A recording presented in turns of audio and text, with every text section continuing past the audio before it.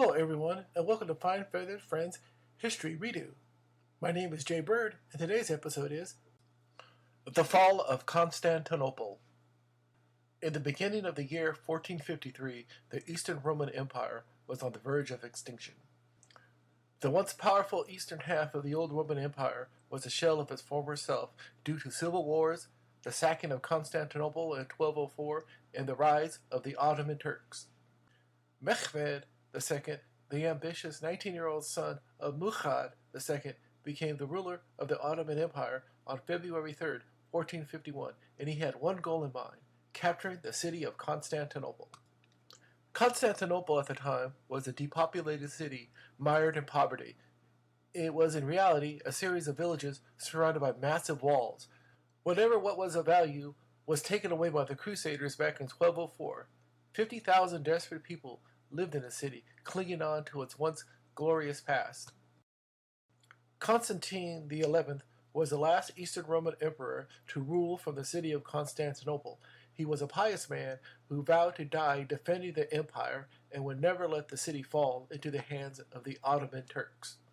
The city's defense heavily relied upon the massive walls, but with only 7,000 able-bodied defenders, it was going to be a tricky task to fend off any potential invasion from the Ottoman Turks. Mehmed II knew of these plans due to his network of spies and wanted to attack the city before they could get any kind of assistance from Europe in case of a crusader type of scenario. But he tried to negotiate a formal surrender of the city several times before committing to a costly battle, and every time they were turned down. Prior to 1453, Mehmed constructed the Throat Cutter Castle across the other side of Constantinople to control the sea traffic coming through the Strait of the Bosphorus.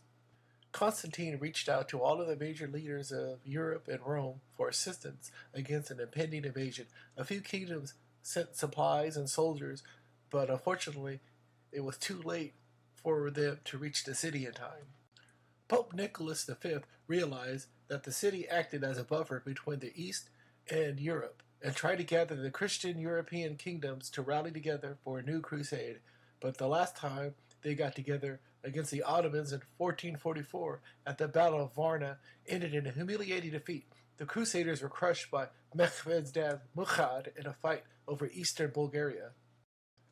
Isidore of Kiev, with the help of Pope Nicholas V, arrived in Constantinople with 200 archers and helped rebuild the city's walls. He was also a key person in the brief reunion of the Greek Orthodox and Roman Catholic Church, which had a bad breakup back in 1054 when they both excommunicated each other. Genoese captain Giovanni Giustiniani, a highly skilled mercenary, financed a mission to Constantinople with weapons, supplies, and 700 mercenaries. Constantine knew about his specialty in wall defenses and made him commander of all the defenders. The Eastern Roman defenders strung a giant chain across the Bosphorus Strait in order to create an obstacle for the Ottoman navy.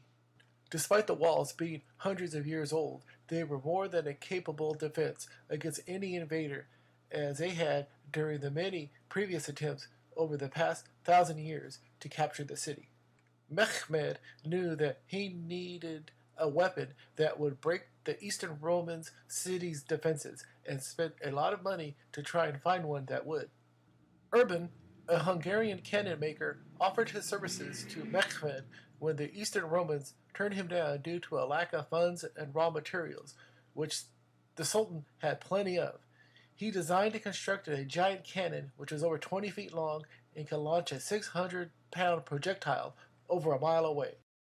The giant cannons that Urban designed and constructed took over 3 months to build, just in time for the siege of Constantinople.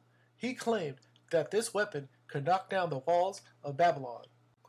While it was a giant weapon that made a scary sound when it was fired, it took several hours to reload, and it couldn't be fired more than 3 times in a 24-hour period. The cannon was more of a psychological weapon, and it scared the hell out of the Eastern Romans. Mehmed led his army towards the city of Constantinople on April 2, 1453, and camped outside the city to do some last-minute diplomacy before beginning his siege. Constantine didn't have enough soldiers to man the walls, so he had to concentrate on defending areas that were considered weak to defend. He, along with his personal guards, stationed themselves at the middle section of the land walls. Giustiniani and his soldiers positioned themselves at the Christian gate. Near the sea walls was the monastery of Stadius, which was defended by Jacob Contriani and the monks. The Venetian, Genoese, and Spanish naval ships that donated their services to the emperor were spread throughout the Bosphorus and the Golden Horn to protect the smaller port openings and the sea walls. The Ottoman army consisted of 10,000 janissaries, 70,000 infantry, and cavalry, 1,500 Serbian cavalry, along with transports, cannon batteries, and over 100 ships. The Eastern Roman army defenders consisted of 7,000 soldiers, 3,000 civilian volunteers, 600 Ottoman defectors, 200 Italian archers, and a variety of volunteers from around Europe, along with 26 ships. On April 6, 1453, the siege of Constantinople had begun. Mehmed ordered his troops to knock out any of the Eastern Roman fortresses and military strongholds in the region. The Ottomans fired their gigantic cannon at the walls of Constantinople. It put a hole in their defenses, but by the time they reloaded it, the walls were repaired and the soldiers trying to sneak in were repelled. The giant chain that blocked the Golden Horn proved to be such a pain in the ass for the Ottoman fleet because not only they couldn't sneak their ships through, the smaller Eastern Roman ships could sneak in and out unmolested. Mehmed ordered the construction of a road made out of greased logs so the Ottoman navy could be transported over land, bypassing the giant chain. To try and halt the flooding of Ottoman ships, the Eastern Romans constructed fireboats to try and destroy their fleet. The scheme failed, and the Bosphorus was now under the control of the Ottomans. The Janissaries and Ottoman troops stormed the walls, suffering heavy losses time and time again for the next few weeks. The exhausted Eastern Roman defenders inflicted huge amounts of casualties upon the enemy. Mehmed ordered his soldiers to bury under the walls to try and sneak into the city, but the defenders were prepared for this as well. Giustiniani, being a brilliant defender of city walls, prepared for this by having one of his men, John Grant, a Welsh miner who specialized in countermining tunnels, use barrels of gunpowder and Greek fire on the Ottoman sappers who tried to tunnel under and weaken the walls.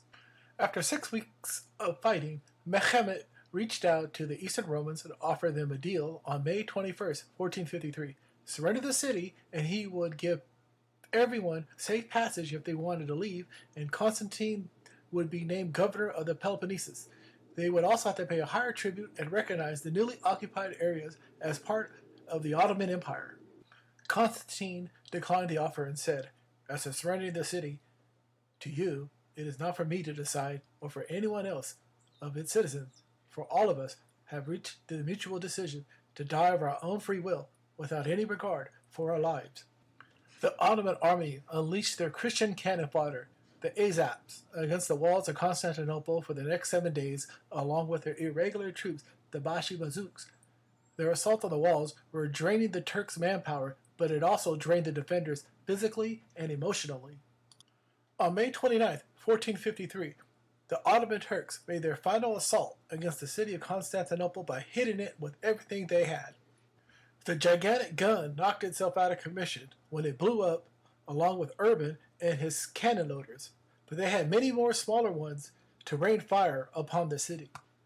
Mehmed, along with his elite guard of Janissaries, made one last charge against the battered main walls of Constantinople.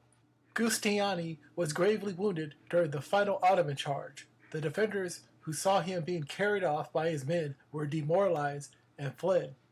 Constantine rallied the defenders for a valiant defense, but they were simply overwhelmed by the sheer numbers of Turks pouring into the city. The emperor, along with his personal guard, made a blind charge into the massive swarm of Janissary soldiers, and Constantine was never seen again. The foreign mercenaries and volunteers fled for their ships when the end was nigh, as parts of the city were soon captured by the Turks. When Mehmed entered the inner city walls, he let his soldiers have their official 3-day raping and looting spree, but stopped the day early because there was nothing really left to loot or take that was valuable except slaves. The city he captured was nothing more than an empty and decaying one filled with plaster jewels, run-down buildings, and very poor people, not the glowing metropolis he envisioned filled with priceless works of art and treasure. Because all the good stuff was taken during the Fourth Crusade over 200 years ago.